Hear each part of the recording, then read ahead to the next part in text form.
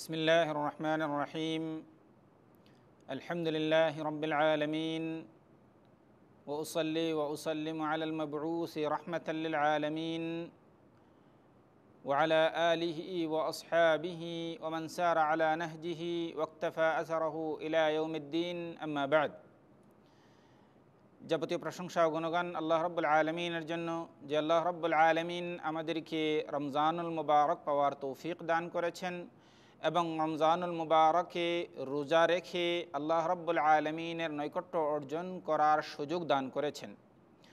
রমজানুল মুবারক আল্লাহ রাব্বুল আলামিনের তরফ থেকে একটি বরকতময় মাগফিরাতের মাস। এই মাসে ইবাদত অন্যান্য যে কোনো মাসের ইবাদতের তুলনায় আল্লাহ রাব্বুল আলামিনের নিকট অধিক ফজিলত ও মর্যাদার দাবিদার। আল্লাহ রাব্বুল আলামিনের নিকট অধিক ফজিলত ও মর্যাদা রাখে। আর রমজান মাসের বিশেষ করে আশরুল আওয়াখির তথা রমজান মাসের শেষ দশক, এই শেষ দশকের বিশেষ ফজিলত রয়েছে এবং এই শেষ দশকে আমাদের নবী মুহাম্মদ সাল্লাল্লাহু আলাইহি ওয়াসাল্লাম অতি গুরুত্বের সাথে ইবাদত করতেন। কেননা আমাদের বাংলা ভাষায় একটা কথা প্রচলিত আছে, শেষ ভালো যার সব ভালো তার। সেজন্য নবী সাল্লাল্লাহু আলাইহি ওয়াসাল্লাম রমজানের শেষ দশকে বেশি বেশি আল্লাহ রাব্বুল আলামিনের ইবাদত করতেন এবং বেশি বেশি আল্লাহ রাব্বুল আলামিনের ইবাদত করে তার নৈকট্য অর্জনের চেষ্টা করতেন। আর নবী মুহাম্মদ সাল্লাল্লাহু আলাইহি ওয়াসাল্লাম তিনিই হচ্ছেন আমাদের কদওয়া, তিনিই হচ্ছেন আমাদের আদর্শ, তিনিই হচ্ছেন আমাদের নমুনা। নবী সাল্লাল্লাহু আলাইহি ওয়াসাল্লামের শেষ দশকের ইবাদত সম্পর্কে তার প্রিয়তমা স্ত্রী আয়েশা সিদ্দিকা রাদিয়াল্লাহু আনহা বলেন, আন আয়েশা قالت كان رسول الله صلى الله عليه وسلم يجتهد في العشر الأواخر ما لا يجتهد في غيره رواه مسلم।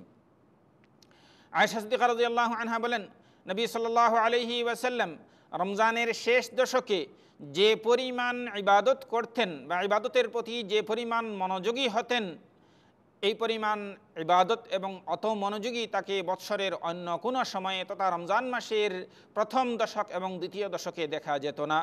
রাওয়াহু মুসলিম, মুসলিম শরীফের হাদিস। এই হাদিস থেকে আমরা যে জিনিসটি শিক্ষা পাই, এই হাদিস আমাদেরকে যে জিনিসটি শিক্ষা দেয় সেটা হলো এই যে আমাদের কদওয়া, আমাদের আদর্শ, আমাদের নমুনা মুহাম্মদ সাল্লাল্লাহু আলাইহি ওয়াসাল্লাম, যার পূর্বাপর সকল গুনাহ খাতা আল্লাহ রাব্বুল আলামিন মাফ করে দিয়েছেন, যার কোনো গুনাহ আল্লাহ রাব্বুল আলামিন রাখেননি, সব গুনাহ আল্লাহ রাব্বুল আলামিন মাফ করে দিয়েছেন, তিনি আমাদের আদর্শ হয়ে আমাদেরকে এটা দেখিয়ে দিয়ে গিয়েছেন যে রমজানের শেষ দশকে অতি পরিমাণে এত বেশি ইবাদত করতে হবে, কেননা রমজানের শেষ দশকের মর্যাদা আল্লাহ রাব্বুল আলামিনের নিকট অতি বেশি। আর এই শেষ দশকের মধ্যেই রয়েছে লাইলাতুল কদর। সেই জন্যই তো আয়েশা সিদ্দিকা রাদিয়াল্লাহু আনহা বলছেন যে আল্লাহর রাসূল সাল্লাল্লাহু আলাইহি ওয়াসাল্লাম শেষ দশকে এত বেশি ইবাদত করতেন মা লা ইয়াজতাহিদু ফি গায়রিহি, এই শেষ দশকে যে পরিমাণে ইবাদত করতেন এত পরিমাণে ইবাদত আল্লাহ রাসূল অন্য কোনো সময়ে করতেন না। অপর এক হাদিসে আয়েশা সিদ্দিকা রাদিয়াল্লাহু আনহা বলেন যে কানা রাসূলুল্লাহ সাল্লাল্লাহু আলাইহি ওয়াসাল্লাম ইযা দাখালা আল-আশর আহইয়া আল-লাইলা ওয়া আইকাযা আহলাহু ওয়া জাদ্দা ওয়া শাদ্দা আল-মি'জার, রাওয়াহু মুসলিম। আয়েশা সিদ্দিকা রাদিয়াল্লাহু আনহা বলছেন যে যখন রমজানের শেষ দশক আসতো, রমজানের শেষ দশক প্রবেশ করত, রাসূলুল্লাহ সাল্লাল্লাহু আলাইহি ওয়াসাল্লাম তিনি কি করতেন? আহিয়াল লাইল, পুরো রাত জেগে ইবাদত করতেন। সুবহানাল্লাহ, রাত জেগে, পুরো রাত জেগে ইবাদত করতেন। ও আইকাযা আহলা, তিনি নিজে ইবাদত করতেন এবং তার পরিবার পরিজনকেও ইবাদতের জন্য জাগাতেন, তাদেরকেও ঘুম থেকে জাগিয়ে ইবাদত করার প্রতি উৎসাহিত করতেন। ওয়াজাদ্দা ওয়াশাদ্দাল মি'জার, হাদিসের এই ভাষাগুলি থেকে যা বোঝা যাচ্ছে তা হলো এই যে নবী সাল্লাল্লাহু আলাইহি ওয়াসাল্লাম এত বেশি পরিশ্রম করতেন, এত বেশি ইবাদতের প্রতি মনোযোগী হতেন। ওয়াশাদ্দাল মি'জার, আমাদের ভাষায় একটা কথা আছে যে কোমর বেঁধে লেগে যাওয়া, এই কথাটাই এই হাদিস থেকে পাওয়া যাচ্ছে যে নবী মুহাম্মদ সাল্লাল্লাহু আলাইহি ওয়াসাল্লাম ইবাদতে কি করতেন? কোমর বেঁধে লেগে যেতেন, অর্থাৎ এত বেশি ইবাদত করতেন।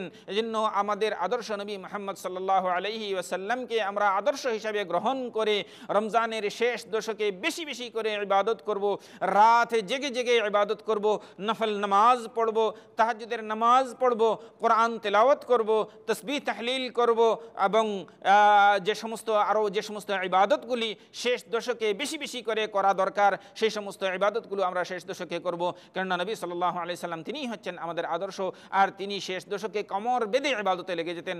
আল্লাহ যেন আমাদেরকে নবী সাল্লাল্লাহু আলাইহি ওয়াসাল্লামের আদর্শ অনুসরণ করে তার যথাযথ ইবাদত করার তৌফিক দান করেন। ওয়া আখিরু দাওয়ানা আলহামদুলিল্লাহি রাব্বিল আলামিন ওয়া সাল্লাল্লাহু ওয়া সাল্লাম আলা নবিয়িনা মুহাম্মদ ওয়া আলিহি ওয়া আসহাবিহি আজমাইন।